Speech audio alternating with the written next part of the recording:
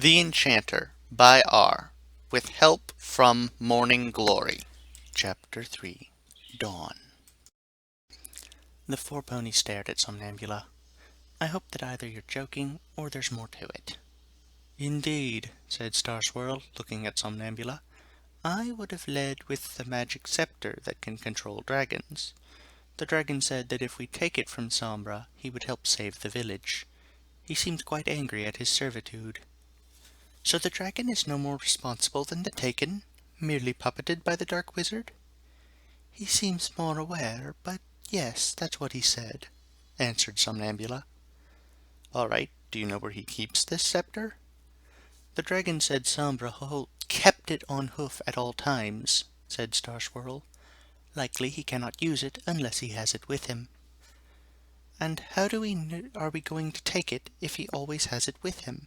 He never leaves the keep without several bodyguards. Actually, said Star Swirl, that's what we needed to see you about.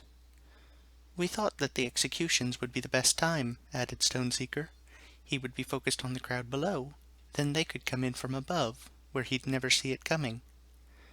Okay, well in that case you'll be wanting to keep's floor plan, the four-pony said, walking over to one of the bookshelves and pulling out a scroll. Here it is. He unrolled the scroll on his desk and set a stone on either side. Star Swirl walked over, with Somnambula close behind. So, asked Star Swirl, where will he be overseeing the executions from? The gallows were constructed directly under this balcony, said the four-pony, pointing. It's where he makes all of his announcements from. All right then, Somnambula and I will wait on the roof for him to come out. What if one of the Taken sees you? Asked the four-pony. Not to worry, my good sir. I will make us both invisible first. Anyway, while we take care of Sombra, we'll need the resistance to interrupt the execution. We're rushing this to save those ponies. No point in if they all die in the struggle. Of course, said the four-pony. I will make sure that every pony is prepared by dawn. That day there was much activity in the northernmost settlement of Vard av Haestar. On the surface, things proceeded much as they had every day since the Dark Wizard had come to the village. Some ponies went to the farms to grow food for the village. Others went to work at the quarry to get stone, and the rest went to build the gallows under the Taken's watchful gaze. But whispers were there, if one knew to look, of a new plot. Slowly, carefully, the news spread. By the time every pony went back home, the remaining members of the resistance had been informed. The time to strike back was nearly here. At dawn, they would make their stand. Star Swirl and Somnambula woke before dawn the next morning. They had spent the previous day learning everything they could about the keep and Sombra from Stoneseeker. The four-pony had to go to work, both to spread the news and to avoid suspicion. One worker was easy to forget, but if the four-pony was missing, a search would have been made. That evening, Stone had gone home, and they had slept in the basement, in case the Taken came calling. Bing! Star Swirl awoke to his alarm spell. He lit his horn and turned to Somnambula. She was already blinking her eyes at the change in lighting. "Is it time?" she asked. "Indeed." He said as he stood and walked over to the trapdoor. Then he held up a hoof, put his ear to the wood, and listened intently. After waiting a moment, he opened the door crack and peered out. Upon not seeing any pony, he opened it the rest of the way and walked out, followed by Somnambula. They walked upstairs to the bedroom. "Oh, hello," said the four-pony. "I was about to wake you, but I see that won't be needed. I was just coming by to inform you that Somnambula and I are headed out. Hopefully we will all meet again soon."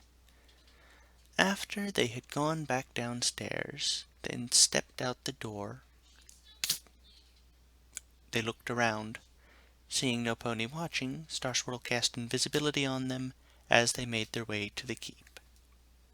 A pair of glowing green eyes watched from a shadowy alleyway, then melted into the shadows.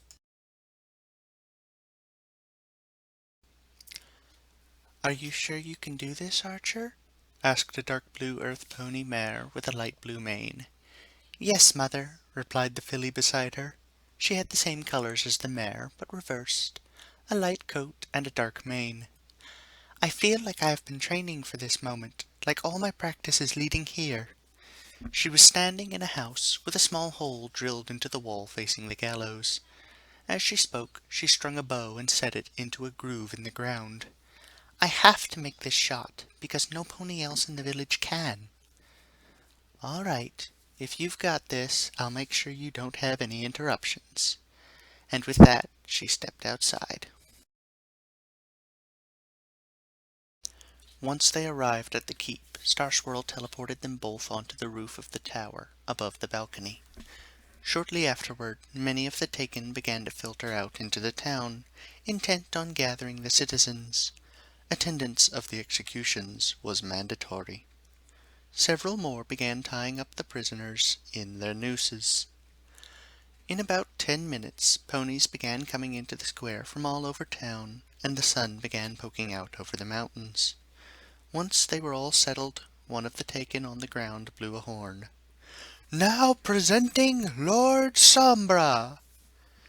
Star Swirl and Somnambula heard hoofsteps below them, and saw a hooded figure with a red horn, holding a golden scepter with a ruby on the end, step forward.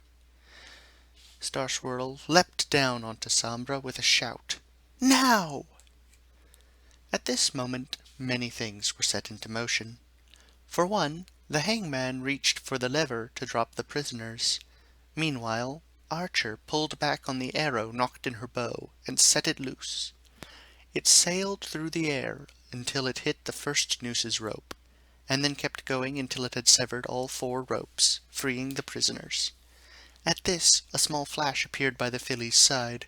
She looked down and saw it subside into a picture of a silver bow and arrow. "Oh, it's here!"